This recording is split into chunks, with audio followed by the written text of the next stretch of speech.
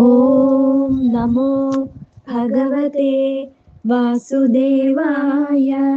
അഹം ക്രതുരഹം യജ്ഞഃ സ്വധാഹമഹമൗഷധം മന്ത്രോഹമഹമേവാജ്യം അഹമഗ്നിരഹം ഹുതം. പിതാമഹസ്യ ജഗതഃ മാതാ ധാതാ പിതാമഹഃ. വേദ്യം പവിത്രമോങ്കാര ഋക്സാമയജുരേവ ച. ഗതിർഭർത്താ പ്രഭുഃ സാക്ഷി നിവാസ ശരണം സുഹൃത്. പ്രഭവഃ പ്രളയസ്ഥാനം നിധാനം ബീജമവ്യയം. തപാമ്യഹമഹം വർഷം നിഗൃഹ്ണാമ്യുത്സൃജാമി ച. അമൃതം ചൈവ മൃത്യുശ്ച സദസച്ചാഹമർജുന. ത്രൈവിദ്യാ മാം സോമപാപൂതപാപാ യജ്ഞൈരിഷ്ട്വാ സ്വർഗതിം പ്രാർത്ഥയന്തെ. തേ പുണ്യമാസാദ്യ സുരേന്ദ്രലോകം അശ്നന്തി ദിവ്യാൻ ദിവി ദേവഭോഗാൻ. തേ തം ഭുക്ത്വാ സ്വർഗലോകം വിശാലം ക്ഷീണേ പുണ്യേ മർത്യലോകം വിശന്തി. ഏവം ത്രയീ ധർമ്മമനുപ്രപന്നാഃ ഗതാഗതം കാമകാമാ ലഭന്തെ.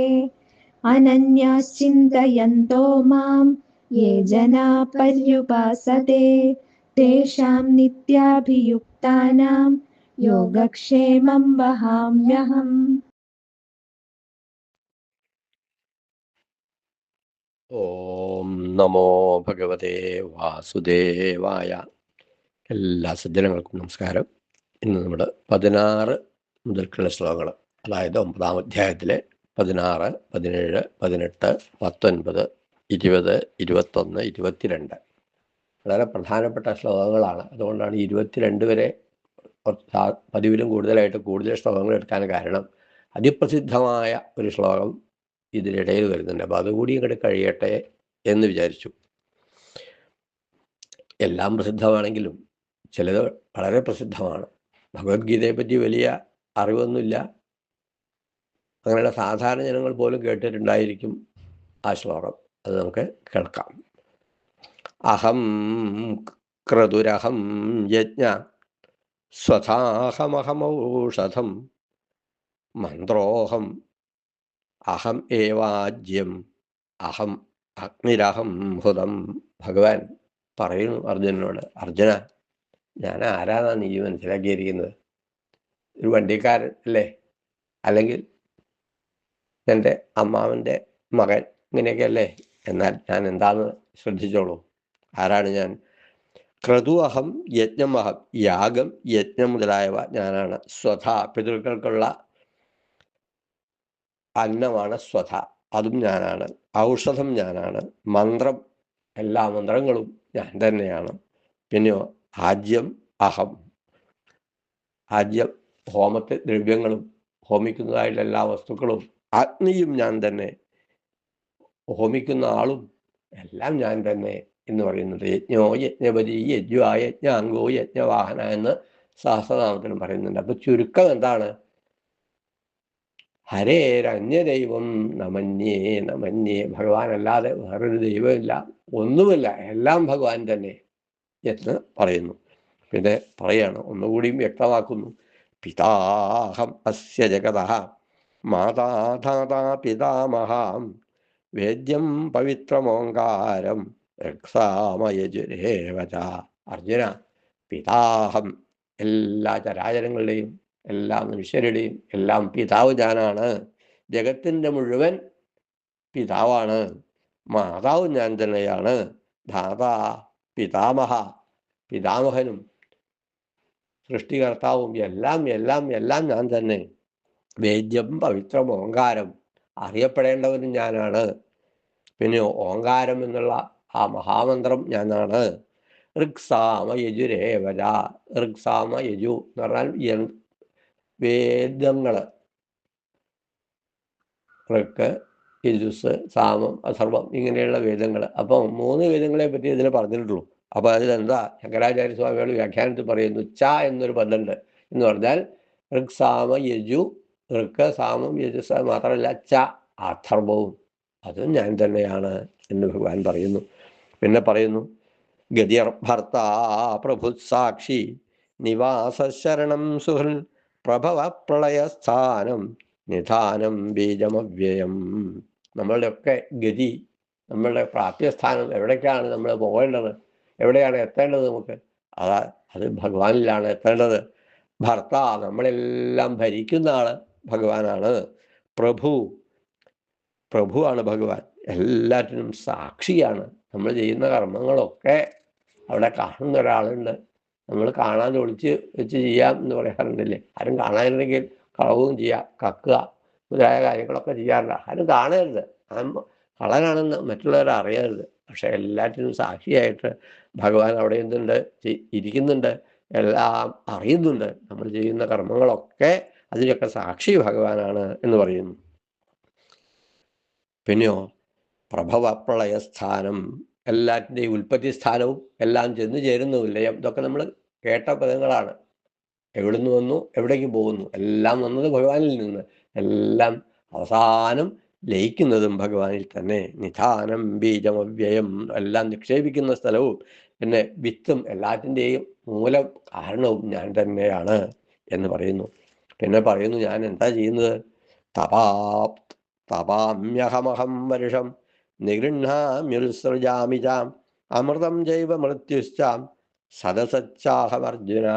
അല്ലയോ അർജുന, ഞാൻ നിങ്ങൾക്കെല്ലാവർക്കും അല്ലെങ്കിൽ ലോകത്തിന് വേണ്ടിയിട്ട് മഴ പെയ്യുന്നതും മഴ പെയ്യിക്കാതിരിക്കുന്നു. ഇപ്പോൾ രണ്ടും വേണമല്ലേ. മഴ എപ്പോഴും മഴ മാത്രമായാൽ എന്താ ചെയ്യല്ലേ, മഴക്കാലത്ത് തന്നെ ഒരു ലേശം ശമനം വേണ്ടേ? അത് നമുക്ക് ഉണ്ട്. ഇപ്പോൾ കർക്കിടക മാസത്തിലൊക്കെ ആണെങ്കിൽ 10 വെയിൽ കിട്ടുന്നു. അപ്പോൾ മഴ പെയ്യിക്കുകയും ചെയ്യുന്നു, മഴ പെയ്യാതിരിക്കുകയും പെയ്യിക്കാതിരിക്കുന്നു. അപ്പം നമ്മൾക്ക് എന്നും മഴ പെയ്താൽ ഈ എന്താ ഉണങ്ങാനും ഒക്കെ ബുദ്ധിമുട്ടാവില്ലേ. അപ്പോൾ മഴ പെയ്യിക്കാതിരിക്കുന്നു. പിന്നെയോ നിരുണ്ണാമിൽസജാമിചാ, എല്ലാം ചെയ്യുന്നു. എന്താണ്? മഴ പെയ്യിക്കുന്നു, പെയ്യിക്കാതിരിക്കുന്നു. പിന്നെയോ അമൃതം ജൈവ മൃത്യുച്ചാ, അമൃതം മരണമില്ലാത്ത അവസ്ഥ അതും ഞാനാണ്, മരണവും ഞാൻ തന്നെയാണ്. സദസച്ചാഹമർജുന, സത്തും അസത്തും ഞാൻ തന്നെയാണ്. അപ്പോൾ ഒന്നും ഇല്ലാത്തത്, നല്ലത് ചീത്ത അങ്ങനെയൊന്നുമില്ല, എല്ലാം ഞാൻ തന്നെയാണ്. എല്ലായിടത്തും ഞാൻ തന്നെയുണ്ട്. സർവവ്യാപിയാണ്, സർവശക്തനാണ്, സർവജ്ഞനാണ് എന്ന് പറയുന്നു. പിന്നെ പറയുന്നു, ഈ എവിടേക്കാണ് നമ്മളൊക്കെ പോകേണ്ടത് പറഞ്ഞു. ഗതി, നമ്മളുടെയൊക്കെ ഗതിസ്ഥാനം, പ്രാപ്യസ്ഥാനം ഭഗവാനാണെന്ന് പറഞ്ഞു. എന്നിട്ട് ഒന്നുകൂടി വ്യക്തമാക്കുന്നു. അല്ലാത്ത ചിലതൊക്കെ ഉണ്ടല്ലോ, സ്വർഗം മുതലായവ. അതെന്താണ്? ത്രൈവിദ്യാമാം സോമപാഹ പൂതപാപാഹ യജ്ഞൈരിഷ്ട്വാ സ്വർഗതിം പ്രാർത്ഥയന്തേ തേ പുണ്യമാസാദ്യം സുരേന്ദ്രലോകം അശ്നന്തി ദിവ്യാൻ ദിവി ദേവഭോഗാൻ.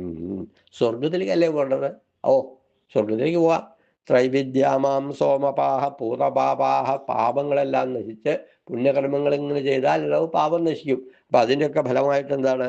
യാഗാദികളൊക്കെ ചെയ്യുന്നു. എന്തിനാ? സ്വർഗകാമോ യജേതാ, സ്വർഗത്തിലേക്ക് പോകാൻ വേണ്ടി. സ്വർഗത്തിലേക്ക് അങ്ങ് പോകും. അത് എങ്ങനെയാണ്? എല്ലാ പാപങ്ങളും തീർന്ന് കുറേ യാഗാദികളൊക്കെ ചെയ്ത് എവിടെ എത്തുന്നു? തേ പുണ്യമാസാദ്യ സുരേന്ദ്രലോകം, പുണ്യലോകം, സുരേന്ദ്രൻ്റെ ലോകം എന്ന് പറഞ്ഞാൽ ദേവേന്ദ്രൻ്റെ ലോകം എന്ന് പറഞ്ഞാൽ സ്വർഗലോകം. സ്വർഗലോകത്തിൽ എങ്ങനെയാ എത്തുക? പുണ്യകർമ്മം ചെയ്തിട്ട്. എന്നിട്ട് അവസാനം എന്താവുന്നു? അശ്നന്തി ദിവ്യാൻ ദിവി ദേവഭോഗാൻ, അവിടെ സ്വർഗത്തിൽ സുഖമായിട്ട് അങ്ങനെ കഴിയുന്നു. എന്താ സ്വർഗത്തിൽ പോകാനുണ്ടായ കാരണം? പുണ്യകർമ്മങ്ങൾ.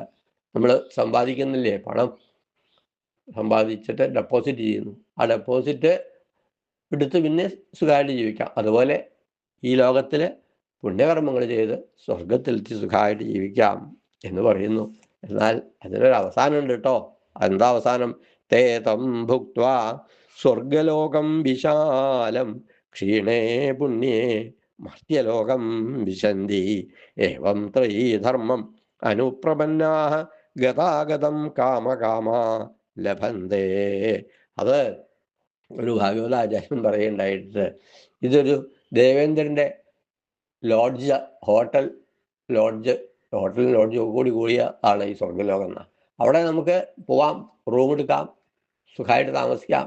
നമ്മുടെ കയ്യിൽ കാശുള്ളിടത്തോളം കാലം അവിടെ സുഖമായിട്ട് ഭക്ഷണവും നല്ല താമസവും ഒക്കെ ആയിട്ട് കഴിയാം. ഭക്ഷണം ഒക്കെ നല്ല സുഖം. ഇതിനൊരു അവസാനം നമ്മളെ കയ്യിൽ ഡെപ്പോസിറ്റ് ചെയ്തിട്ടുണ്ട് കുറേ പൈസയായിട്ടാണ് നമ്മളവിടെ എത്തിയിരിക്കുന്നത്, പുണ്യകർമ്മം ചെയ്തിട്ടുള്ളത് എന്ന് ഉദാഹരണം. അപ്പോൾ അത് തീരുവേ, പിന്നെ പുണ്യമൊന്നും ചെയ്യുന്നില്ല, അവിടെ സുഖമായിട്ട് ജീവിക്കുന്നേ ഉള്ളൂ, കർമ്മങ്ങളൊന്നും ചെയ്യുന്നില്ല, ഈ അനുഭവിക്കുകയാണ്. ഡെപ്പോസിറ്റ് ചെയ്ത പണം അത് വിഡ്രോ ചെയ്ത് തീർന്ന് സീറോ ബാലൻസ് ആവുന്നു, ഒന്നുമില്ലാത്ത അവസ്ഥയാവുമ്പോൾ എന്താവുന്നു? ഇനി അവിടെ നിൽക്കാൻ പറ്റില്ല കേട്ടോ, റൂം വെക്കേറ്റ് ചെയ്യണം എന്ന് പറയും. അതുപോലെ നമ്മളുടെ ആ പുണ്യങ്ങൾ എല്ലാം സമ്പാദിച്ച് അവിടെ പോയി അത് തീർന്നാൽ വീണ്ടും ക്ഷീണേ പുണ്യേ മർത്യലോകം വിശന്തി, ഇവിടേക്ക് തന്നെ തിരിച്ചു വരുന്നു. പിന്നെ ഇവിടുന്ന് കർമ്മം ചെയ്യുന്നു, നല്ല കർമ്മമാകുമ്പോൾ പിന്നെയും പോകുന്നു, പിന്നെയും വരുന്നു. അപ്പം ഗതാഗതം കാമകാമാലഭന്തേ, അങ്ങനെ വരും പോവുകയും ചെയ്യുന്നു. അതുകൊണ്ട് അവസാനം എന്താവുന്നില്ല, വേട്ടൻ്റെ അടുത്ത് എത്തുന്നില്ല. കുറേ കാലം സുഖമായിട്ട് ജീവിക്കും, കർമ്മം ചെയ്യും, ആ കർമ്മഫലം അനുഭവിക്കും. അതുകൊണ്ട് കാര്യമില്ല അർജുന. അതുകൊണ്ട് എന്താ വേണ്ടത്? വളരെ പ്രസിദ്ധമായുള്ള ശ്ലോകമാണ്. അനന്യാശ്ചിന്തയന്തോ മാം യേ ജനാഃ പര്യുപാസതേ തേഷാം നിത്യാഭിയുക്താനാം യോഗക്ഷേമം വഹാമ്യഹം. ഭക്തിയുടെ ഏറ്റവും ഉത്തമ ഉദാഹരണമാണ് ഭക്തൻ്റെ. എങ്ങനെയായിരിക്കണം ഭക്തൻ? വേറെ യാതൊരു ചിന്തയുമില്ലാതെ ഭഗവാനെ മാത്രം ഉപാസിച്ചുകൊണ്ട് ജീവിക്കുന്ന യാതൊരു ഭക്തനാണോ, ആ ഭക്തൻ്റെ യോഗക്ഷേമം വഹാമ്യഹം, ഞാൻ അവൻ്റെ എല്ലാം ഞാൻ നോക്കും. അവൻ്റെ യോഗക്ഷേമങ്ങൾ, യോഗം എന്ന് പറഞ്ഞാൽ കിട്ടാൻ സാധിക്കാത്തത് നേടിത്തരിക, പിന്നെ അതിനെ സംരക്ഷിക്കുക. അപ്പം നമ്മൾക്ക് വേണ്ടതെല്ലാം ചെയ്ത് നമ്മളെ നല്ല രീതിയിൽ നോക്കുന്നു. ആര്? ഭഗവാൻ. നമ്മളെല്ലാവരും നോക്കുമോ? നോക്കും. പക്ഷേ എങ്ങനെ വേണം? ഒരു കണ്ടീഷനുണ്ട്. യാതൊരു ആശ്രയമില്ലേ കൃഷ്ണ, എനിക്ക് അത് മാത്രമാണ് ആശ്രയം എന്ന് വിചാരിച്ച് അതേ രീതിയിൽ ഭഗവാനെ മാത്രം സ്മരിച്ചുകൊണ്ട് ജീവിക്കുന്നതായിട്ടുള്ള ഒരു ഭക്തന് പിന്നെ വേറെ ഒന്നും നോക്കണ്ട, അവൻ്റെ യോഗക്ഷേമം ഞാൻ നോക്കും, ഞാൻ വഹിക്കും എന്ന് പറയുന്നുണ്ട്. അപ്പോൾ ആ ഭക്തനാവാൻ നമ്മൾ വെറുതെ വാക്കുകൊണ്ട് പറയാൻ കാര്യമില്ല, പിന്നെയോ പ്രവൃത്തിയിൽ കാണിക്കണം. ആ ഭക്തൻ രക്ഷിക്കപ്പെടും. ഭാഗവതത്തിലൊക്കെ നമ്മൾ പല കഥകളും കേട്ടിട്ടുണ്ടല്ലേ. പാഞ്ചാലി വസ്ത്രാക്ഷേപ സമയത്ത് ഹേ കൃഷ്ണ ദ്വാരകാവാസിൻ, എൻ്റെ ഈ അവസ്ഥ അവിടെ നിന്ന് അറിയുന്നില്ലേ എന്ന് വിളിച്ചു കരഞ്ഞപ്പോൾ ചേലമാലാം അനന്താം, വസ്ത്രം ഭഗവാൻ അങ്ങനെ വസ്ത്രമായിട്ട് വന്ന് അഴിച്ചാലും തീരാത്ത വസ്ത്രം നൽകി എന്നുള്ള കഥ കണ്ടു. പിന്നെ യാതൊരു ആശ്രയമില്ലേ എന്ന് വിചാരിച്ച് കുചേലനെ പോലുള്ള ആൾക്കാർ ജീവിച്ചു, അവരൊക്കെ എല്ലാം ഭഗവാൻ തന്നെ നോക്കി. പിന്നെ ഗജേന്ദ്രൻ മുങ്ങി താഴുന്നുറപ്പായി, മുതലയുടെ കടിയിൽ നിന്ന് വിടാൻ സാധിക്കില്ല എന്ന് മനസ്സിലായി. ഭഗവാനെ വിളിച്ച് കരഞ്ഞപ്പോൾ ഭഗവാൻ ചക്രായുധത്തോടുകൂടി വന്ന് എന്ത് ചെയ്തു? മുതലയെ വെട്ടി രണ്ടുപേർക്കും മോക്ഷം കൊടുത്തു. ഇങ്ങനെയുള്ള ഭക്തന്മാരുടെ കഥ ഭാഗവതത്തിൽ പല കഥകളുണ്ട്, എത്ര വേണിച്ചാൽ പറയാനുണ്ട്. പാണ്ഡവന്മാരൊക്കെ രക്ഷിക്കപ്പെട്ടത് മുഴുവൻ ഭഗവാന്റെ കാരുണ്യം കൊണ്ടാണ്, അവരുടെ ഭക്തിയാണ്. പാഞ്ചാലിയുടെ ഭക്തി, ദുർവാസാവിൽ നിന്ന് രക്ഷിക്കപ്പെട്ട കഥയും, അങ്ങനെ പല കഥകളും നമ്മൾ കേട്ടിട്ടുണ്ട്. ഇവിടെ കഥയല്ലാത്ത, അല്ലെങ്കിൽ ഇത് ശരിയാണോ, നമ്മൾ കണ്ടിട്ടില്ലല്ലോ, തെളിവ് എന്താ എന്നൊക്കെ ചോദിക്കും. കഥയാണ്, അങ്ങനെ പല കഥകളും പറയും എന്ന് പറയും വിശ്വാസമില്ലാത്ത ആൾക്കാർ. ഇതിനെന്താ തെളിവ് ഇങ്ങനെ കണ്ടില്ലേ, അപ്പം അത് ഇങ്ങനെ ഉണ്ടായെന്നുള്ളതിനൊന്നും ഉറപ്പൊന്നുമില്ല, കണ്ട ആളാരെങ്കിലും ഉണ്ടോ എന്ന് നമ്മൾ സംശയിക്കാം. എന്നാൽ വിവേകാനന്ദ സ്വാമികളുടെ ജീവിതത്തിൽ വിവേകാനന്ദ സ്വാമികളുണ്ടോ സംശയമില്ല, അത് തെളിവല്ല, അത് തെളിവുണ്ട്. അച്ഛനാരെ അമ്പയാരെ സ്ഥലം വീട് കാര്യങ്ങളൊക്കെ ഉണ്ട്. അപ്പോൾ വിവേകാനന്ദ സ്വാമിയുടെ ജീവിത ചരിത്രത്തിൻ്റെ ഒരു ഭാഗം ഇവിടെ രംഗനാഥൻ സ്വാമികൾ ഈ ഭാഗം വിവരിക്കുമ്പോൾ പറയുന്നുണ്ട്. വിവേകാനന്ദ സ്വാമികൾ വളരെയധികം ശരിക്കും സ്വാമിനെ ഒന്നുമില്ല, എല്ലാം ഉപേക്ഷിച്ചുള്ള അവസ്ഥയാണ്. അപ്പോൾ അങ്ങനെ യാത്ര ചെയ്തുകൊണ്ടിരിക്കുക, അത്യധികം ചൂടുള്ള ഒരു കാലം, ഉത്തർപ്രദേശിൽ കൂടെ അങ്ങനെ യാത്ര ചെയ്തുകൊണ്ടിരിക്കുമ്പോൾ ഒരാള് ഇയാളിങ്ങനെ കഷ്ടപ്പെടല്ലേ വിളിച്ച് ഫസ്റ്റ് ക്ലാസ് കമ്പാർട്ട്മെന്റിൽ അങ്ങോട്ട് കയറ്റി ഇരുത്തി. ആരാന്നൊന്നും പറയുന്നില്ല, അറിയില്ല ആളെ. പിന്നെ കുറേ യാത്ര ചെയ്തു, കയ്യിലൊന്നുമില്ല ഭക്ഷണത്തിന്. വണ്ടിയിൽ നല്ല ആൾക്കാരൊക്കെ സുഖമായിട്ട് കാശുള്ളവർ ഫസ്റ്റ് ക്ലാസ് കമ്പാർട്ട്മെന്റിൽ അവരൊക്കെ ഭക്ഷണം കഴിക്കുക, ഇയാളൊന്നും കഴിക്കാതിരിക്കുക. വിവേകാനന്ദ സ്വാമിയോട് ചോദിച്ചൊന്നുമില്ല, കയ്യിലില്ലേ, പരിഹസിച്ചു. അത് കഴിഞ്ഞ് ഒരിക്കൽ വണ്ടി നിർത്തി. അപ്പോൾ ഇറങ്ങി സ്വാമികൾ. കൂടുതൽ ഈ പരിഹസിച്ച ആളും ഇറങ്ങി. അവിടെ ഫസ്റ്റ് ക്ലാസ് കമ്പാർട്ട്മെൻറ്റിൻ്റെ അടുത്തുള്ള ആ വിശ്രമ സ്ഥലമാണ് പ്ലാറ്റ്ഫോം. അവിടെ എല്ലാവർക്കും ഒന്നും ഇരിക്കാൻ പറ്റില്ല. കേമായിട്ടുള്ള വലിയ ടിക്കറ്റുള്ളവർക്കൊക്കെ പറ്റുള്ളൂ. അപ്പം വിവേകാനന്ദ സ്വാമികൾ അവിടെ നിന്നൊക്കെ മാറിയിട്ട് അകലെ ഒരു ദിക്കൽ ഒരു മരത്തിൻ്റെ ചുവട്ടിൽ ഇങ്ങനെ ഇരുന്ന് വിശ്രമിക്കുകയായിരുന്നു. വിശ്രമിക്കാനുള്ള വിശപ്പ് നല്ലോണം ഉണ്ട്. ഒന്നും കഴിച്ചിട്ടില്ല. യാത്ര കുറേ വെയിൽ കൊണ്ട് ക്ഷീണിച്ചെങ്കിലും അത്യാവശ്യം നല്ല ഫസ്റ്റ് ക്ലാസ് കമ്പാർട്ട്മെൻറ്റിൽ യാത്രയുണ്ട്. സമാധാനമായി അവിടെ ഇരിക്കുക. വിശപ്പ് കഴിക്കണില്ല. അങ്ങനെ ഇരിക്കുമ്പം ദൂരത്തുനിന്ന് ഒരാൾ ഇങ്ങനെ വരുന്നുണ്ട്. അതാ സ്വാമി ബാബാജി എന്നാ വിളിച്ചത്. ഇതാ ഞങ്ങൾക്കുള്ള ഭക്ഷണം ഞാൻ കൊണ്ടുവന്നിട്ടുണ്ട്. അപ്പോൾ സ്വാമി വിവേകാനന്ദൻ വിചാരിച്ചു, ഇത് ഞാൻ അറിയുന്നില്ലല്ലോ ഇയാളെ. അപ്പോൾ ഇയാളെ ഞാൻ അറിയില്ല. അപ്പോൾ എനിക്ക് ഭക്ഷണം കൊണ്ടുവന്നു എന്ന് പറഞ്ഞു ശരി വിശ്വസിക്കാൻ സാധിക്കുന്നില്ല. എന്നെ ആവില്ല എന്ന് വിചാരിച്ചു മിണ്ടാണ്ടിരുന്നു. പിന്നെ പറഞ്ഞു, എന്നല്ലല്ലോ, എന്താ വിളിക്കുന്നത് ചോദിച്ചു. അങ്ങനെ തന്നെ വിളിച്ചിരിക്കുന്നു, എനിക്ക് മാറിയിട്ടൊന്നുമില്ല. ഞാൻ ആരാ? അയാൾ പറഞ്ഞു, ഞാൻ ഈ മധുര പലഹാരങ്ങളൊക്കെ വിൽക്കുന്ന ഒരു ചെറിയ കച്ചവടക്കാരനാണ്. ഭക്ഷണ സാധനങ്ങളൊക്കെ വിൽക്കുന്നു. അങ്ങനെ വിറ്റ് ഉപജീവനം നയിക്കുന്ന ഒരാളാണ്. ഇന്നിപ്പോൾ ഉച്ച സമയത്ത് എല്ലാം കഴിഞ്ഞാൽ ലേശം നേരം ഞാൻ വിശ്രമിക്കും. അപ്പം ഞാൻ കിടന്നുറങ്ങുകയായിരുന്നു. ഉറങ്ങുമ്പോൾ എനിക്ക് ഒരു സ്വപ്നം കണ്ടു. ശ്രീരാമഭക്തനയാൾ. അപ്പോൾ ശ്രീരാമസ്വാമി വന്ന് പറഞ്ഞു, അതാ ഒരാൾ വളരെ വിഷമിച്ചിരിക്കുന്നുണ്ട്, ഭക്ഷണമൊന്നും കഴിക്കാതെ, അയാൾക്ക് ഭക്ഷണം കൊണ്ട് കൊടുക്കൂ എന്ന് പറഞ്ഞു. അപ്പം അത് കാര്യമൊക്കെയല്ലോ, സ്വപ്നമല്ലേ എന്ന് വിചാരിച്ച് അവിടെ നിന്ന് ഉറങ്ങി. പിന്നെയും ഉറക്കത്തിൽ പിന്നെയും ഇത് വന്നു. അപ്പം എഴുന്നേറ്റു ഇദ്ദേഹം നോക്കി. അപ്പം ആ ഉറക്കത്തിൽ പറഞ്ഞിട്ടുണ്ട്, ഒരാൾ അവിടെ ഒരു മരത്തണലിൽ ഇരിക്കുന്നുണ്ട്, അയാളുടെ രൂപമൊക്കെ വർണ്ണിച്ചിട്ട്. അപ്പം ആ രൂപം മനസ്സിലായി. പറഞ്ഞ സ്വപ്നത്തിൽ കണ്ട അതേ മനുഷ്യൻ തന്നെ എന്ന് പറഞ്ഞ് ഭക്ഷണം കൊണ്ടുവന്ന് കൊടുത്തു എന്ന കഥയല്ല, ഒരു സംഭവം. അപ്പോൾ വേറെ യാതൊരു ആശ്രയമില്ല. അല്ലയോ ഭഗവാനെ, അവിടുന്ന് മാത്രമാണ് എനിക്ക് ആശ്രയം എന്ന് വിചാരിച്ച് ജീവിതം നയിക്കുന്ന ഒരാളുടെ യോഗക്ഷേമം എല്ലാ കാര്യങ്ങളും ഭഗവാൻ നോക്കിക്കോളും എന്ന് എൻ്റെ ജീവിതത്തിൽ നിന്ന് എനിക്ക് വ്യക്തമായി എന്ന് വിവേകാനന്ദ സ്വാമികൾ പറയുന്നുണ്ട്. അങ്ങനെ നമുക്ക് എല്ലാവർക്കും ഭഗവത് ഭക്തി ഉണ്ടാവട്ടെ. അതുകൊണ്ട് ആ ഭക്തിയിൽ കൂടെ നമുക്ക് എല്ലാം നേടുവാനും ഭഗവാന്റെ അനുഗ്രഹം ഉണ്ടാവട്ടെ എന്ന് പ്രാർത്ഥിച്ചുകൊണ്ട് ഇന്ന് പതിവിലും വിപരീതമായിട്ട് കുറച്ച് അധികം ശ്ലോകങ്ങൾ പഠിക്കാൻ ശ്രമിച്ചു. എല്ലാവരും ശ്രദ്ധിക്കുക, മനസ്സിലാവട്ടെ. ഹരേ കൃഷ്ണ.